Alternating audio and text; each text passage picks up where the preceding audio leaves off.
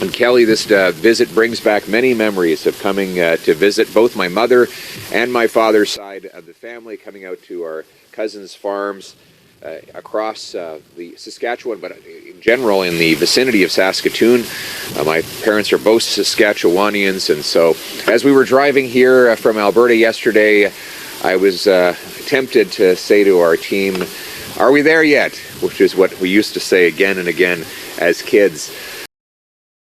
But before we get started, I speak on behalf of all Canadians when we lock arms in solidarity with all of our fellow Canadians who are facing evacuations as a result of wildfires that are striking so many communities across this country. I want to thank the first responders, the military members, and all others who are chipping in to help out, to protect property and people, and to fight these fires.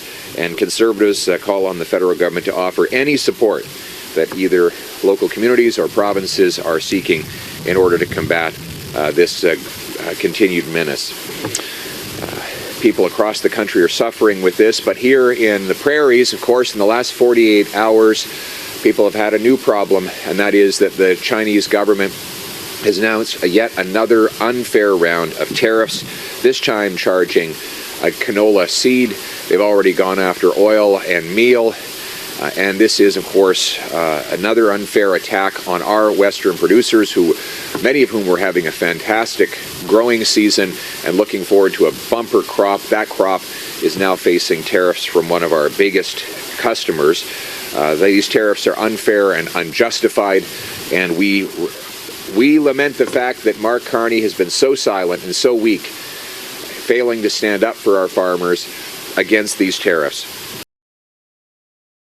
Meanwhile, Carney continues to provide a billion-dollar taxpayer-backed loan for BC ferries to buy Chinese-made vessels.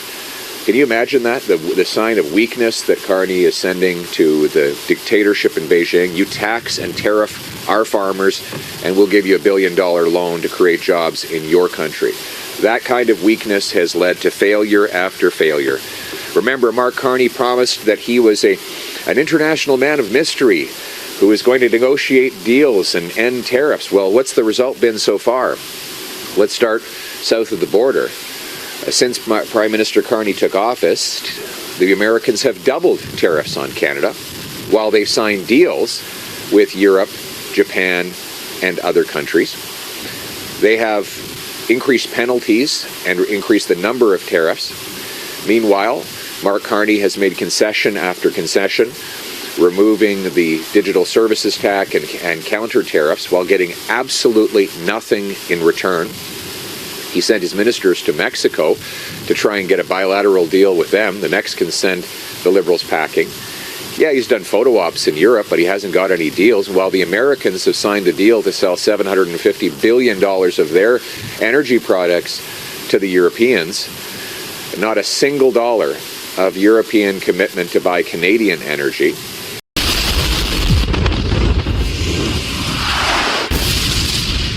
It seems like since Prime Minister Carney took office, it has been American tariffs up and Liberal elbows down. We're seeing a back down and a failure.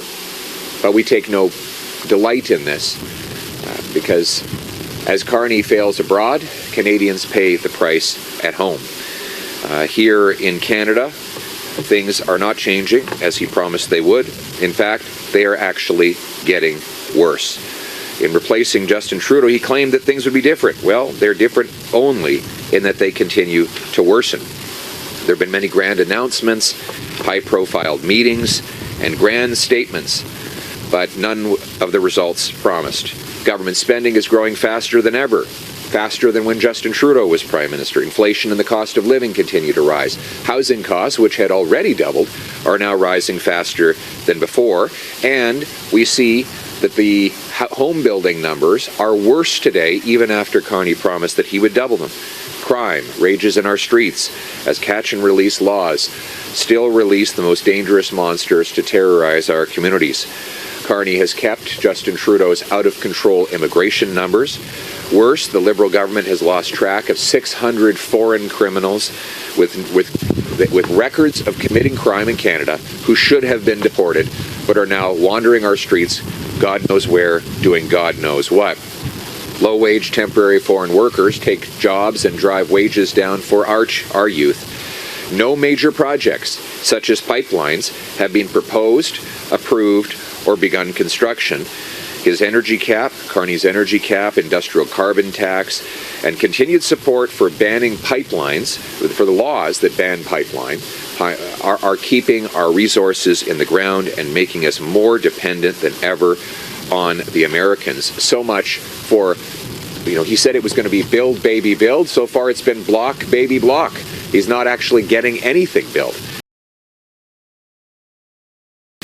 He's all talk and no action. Things are not different. They are getting worse. And there's more trouble ahead.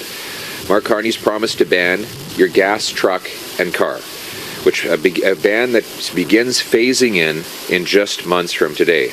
It will kill jobs, balloon cost, and grind rural communities to a halt. Farmers, ranchers, resource workers would not be able to do their jobs because EVs don't work over long distances and in cold weather. It would literally erase many small towns from the map. Now, a lot of people will say that is hyperbole, but I asked the farmers here today, could the rural communities across the prairies actually continue to go on if they had to drive exclusively electric vehicles? Could that run on an electric battery? How could you move your grain to markets? How could you do the regular work that's required to have a pickup truck in minus 40-degree weather in February? It is simply not possible. What Mark Carney was doing by banning gas vehicles is he is banning the rural way of life. Communities across Western Canada, rural Ontario, y compris au Quebec, and in the rural Atlantic would be gone. And forget about the northern territories of our country, where this pipe dream would be impossible. There's not even the electrical infrastructure. It would cost $300 billion to put in place the electrical charging stations and transmission networks to actually do that, which would be thousands of dollars of costs in higher taxes and prices for consumers for every single family. And not only would it eliminate rural communities, it would eliminate our auto sector. And don't take my word for it. I want to quote from a letter by automotive manufacturers who said, and I quote, this is a letter to Mr. Carney, to which he has not even responded. There is no longer a pathway to achieving the government's mandated sales level of 20% in 2026. If the mandate is not urgently repealed, it will inflict serious damage on automakers, the dealership network, and the hundreds of thousands of Canadians employed in the sector.